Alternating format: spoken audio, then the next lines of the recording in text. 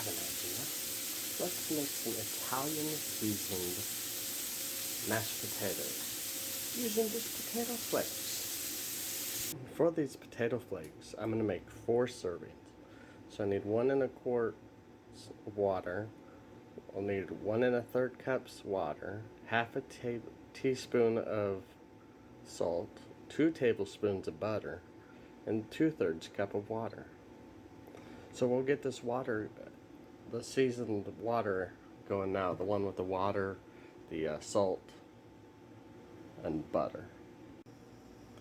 Once the water is boiling, we will turn off this burner, move this, and add our potato flakes. After we add our potato flakes, we can add our Italian seasoning, and then we still got to add our milk. So you can add as much or as little seasoning as you want. This works for any of the seasonings. I just feel tonight should be Italian seasoning. And then we mix up our milk, our water, our potatoes, and our seasoning, as so. This will thicken up the longer it sits, really. And now we have some Italian potatoes. Let's add a little bit more, shall we?